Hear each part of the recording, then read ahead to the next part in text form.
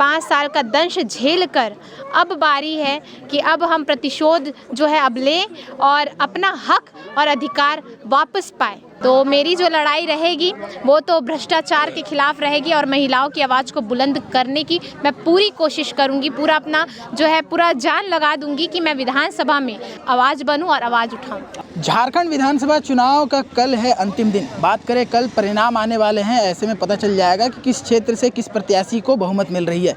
ऐसे में बात करें, हम जमशेदपुर के कोऑपरेटिव कॉलेज में मौजूद हैं और ये जो आप देख रहे हैं इस जगह को स्ट्रांग रूम बनाया गया है, जहाँ पर जमशेदपुर के 6 विधानसभा सीटों के जितने प्रत्याशी है वे सभी का कल जो है यहीं से परिणाम आएगा। ऐसे में बात करें कि हम भाजपा के जो प्रत्याशी हैं जमशेदपुर पूर्वी से पूर्णिमा दास साहू से जुड़ेंगे और जानेंगे कि कल की उनकी क्या तैयारी है, क्या लग रहा है। देखिए, सकारात्मक सोच, सकारात्मक भावना के साथ हम आगे बढ़ रहे हैं और निश्चित तौर पर पूरे झारखंड राज्य में जो है कमल खिलेगा और भगवा ही भगवा में पूरा वातावरण हो जाएगा। और हमारे कार्यकर्ताओं, देतुल्य कार्यकर्ता, हमारी जनता, इन्होंने पूरे 5 साल इंतज़ार किया है। 5 साल का दंश झेल कर अब बारी है कि अब हम प्रतिशोध जो है अब लें और अपना हक और अधिकार वापस पाएं।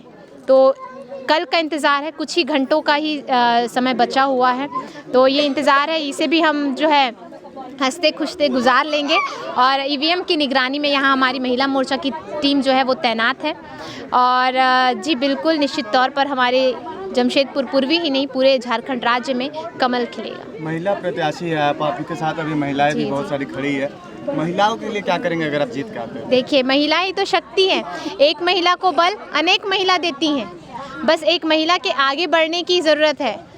तो बस यही मेरा मानना है कि अगर प्रत्येक महिला आत्मनिर्भर होगी तो वो उसके लिए सबसे बेहतर, क्योंकि महिला का जो है महिला सशक्तिकरण की पहली सीढ़ी होती है उनके आर्थिक रूप से मजबूत होना, उन्हें शिक्षित होना, और इससे भी सबसे महत्वपूर्ण बात लगती है इनकी सुरक्षा, महिलाओं की सुरक्षा। अगर सुरक्षित ही वो महसूस नहीं करेंगी, सुरक्षा ही उन्हें सरकार प्रदान नहीं करेंगी, तो वो ना शिक्षा प्राप्त कर सकती है ना ही रोज़गार।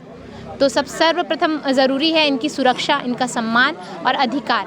तो मेरी जो लड़ाई रहेगी वो तो भ्रष्टाचार के खिलाफ रहेगी और महिलाओं की आवाज़ को बुलंद करने की मैं पूरी कोशिश करूंगी। पूरा अपना जो है पूरा जान लगा दूंगी कि मैं विधानसभा में हमारी महिलाओं की रक्षा के लिए, सुरक्षा के लिए, उनके आत्मसम्मान के लिए, उनके सम्मान के लिए, उनके अधिकार के लिए, उनके हक के लिए, प्रत्येक जनता के लिए मैं वहाँ आवाज़ बनूँ और आवाज़ उठाऊँ। आपका सबसे पहला मुद्दा, क्षेत्रीय मुद्दा क्या होगा, पूर्वी का मुद्दा सबसे पहले? देखिए, हमारे जमशेदपुर पूर्वी क्षेत्र में और जनता की जो समस्याएं वो तो अपार होती हैं, उनकी कोई एक समस्या नहीं होती, अपार होती है। और जहाँ तक जब मैंने जनसंपर्क अभियान जब बनाया, मैं जनता से मिली, उनकी समस्याओं से अवगत हुई, तो मुझे जहाँ तक लगा, बस्तियों में जाने से मुझे पता चला कि उनकी समस्याएं जो रोज़गार, शिक्षा तो है, पर जो उनकी बुनियादी जो समस्याएं हैं, नाली, सड़क, बिजली, क्योंकि बारिश के दौरान तो हम अपने जब पक्के घर में आराम से चैन से बैठे रहते हैं और टीवी का आनंद लेते हैं, पर बारिश के समय जो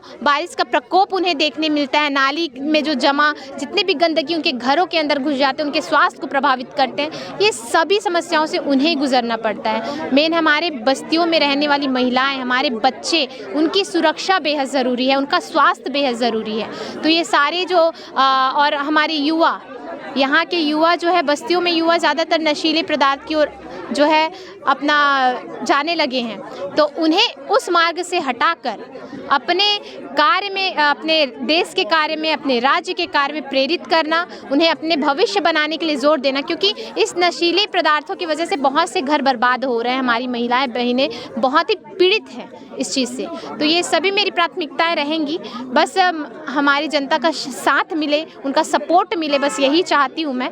और यही आशा और उम्मीद है कि कल जब बॉक्स खुलेगा तो ये आशा और उम्मीद जो है इन्हें और मजबूती मिलेगी और मैं इस मजबूती को जो है विधानसभा में उठाने का पूरा प्रयास करूँगी। राज्य को अलग हुए 24 साल हो गए जी। राज्य का सबसे बड़ा मुद्दा स्थानीय नीति, नियोजन नीति, सरना धर्मकोड, इस पर कोई सुनिश्चित विचार नहीं हो पाया अभी तक। इस पर आपका क्या स्टैंड है? देखिए, इस पर तो विचार हमारे केंद्र भी कर ही रहे हैं और आगे बस हमारे सरकार की आने की ही देरी है। हमारे एनडीए की सरकार बनने दीजिए, सारी जो नीतियाँ हैं, सारे जो और जो नीतियाँ बनने वाली है या बनाए जाने वाली हैं जिनकी ज़रूरत है झारखंड को, तो वो सभी चीज़ों का भी बात होगी, चर्चाएं होंगी।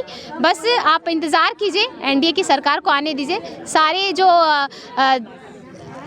जो मामले जो धूमिल कर दिए गए हैं विपक्षियों के द्वारा, वो सभी को जो है सफाई से वो सामने आएंगे और उन पर बातें भी होंगी, चर्चाएं भी होंगी और सफलतापूर्वक उसमें जो है कदम उठाया भी जाएगा। भाजपा के जो मैनिफेस्टो में था वो सब बातें पूरी होगी? 500 में सिलेंडर मिलेगा? जी बिल्कुल।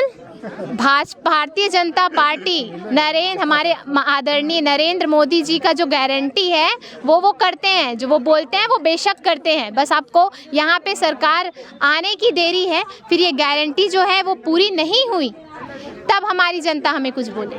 पर मुझे क्या, आप और भी राज्यों में देख रहे होंगे जहां हमारी भारतीय जनता पार्टी की सरकार है। ये मैया योजना तो अभी चालू हुई है, हमारे अन्य राज्यों में देख लीजिए, महाराष्ट्र में देख लीजिए, आप मध्य प्रदेश में देख लीजिए, छत्तीसगढ़ में देख लीजिए। ये मैया योजना के नाम पर तो ये ठग कर रहे हैं ना। हमारे इन सभी राज्यों में हमारे आदरणीय नरेंद्र मोदी जी ने पहले से ये योजनाएं लागू कर दी हैं। बस इन्होंने देख रेख कर यहाँ पे महिलाओं को, हमारी बहनों को ठगने का काम, उन्हें उल्लू बनाने का काम जो ये कर रही है सरकार, बस इन्हें अब ज़ोर से तमाचा मिलने वाला है। क्योंकि अब यहाँ गोगो दीदी योजना आने वाली है, हमारी माताएं बहनों के सम्मान की रक्षा के लिए यहाँ पे विभिन्न से योजनाएं आने वाली हैं, जिन योजनाओं को इस जेएमएम और कांग्रेस की जो गठबंधन की सरकार है इन्होंने रोकने का प्रयास किया है। वृद्धा पेंशन योजना से लेकर विधवा पेंशन योजना तक 1 रुपये रजिस्ट्री जो है इन्होंने बंद करा दी और ये बोलते हैं कि इन्हें जो है महिलाओं के सम्मान का बहुत ही ज़्यादा ध्यान है। बिल्कुल भी नहीं, अगर होता तो ये सारी योजनाएं बंद नहीं होती। ये योजनाओं को माताओं बहनों तक, जो ज़रूरतमंद माताएं बहनें, उन तक पहुँचने दिया जाता। अगर ये सच में हितैषी होती, चाहे युवा के दृष्टिकोण से हो, महिलाओं के दृष्टिकोण से हो या राज्य के दृष्टिकोण से, मुझे लगता है ये सरकार फेल ही रही है और फेल रहेगी। हमारे भारतीय जनता पार्टी की सरकार ने आने से पहले ही 33% महिलाओं को आरक्षण देकर ये साबित कर दिया है कि वो महिलाओं के लिए कितनी मजबूती से खड़ी हैं।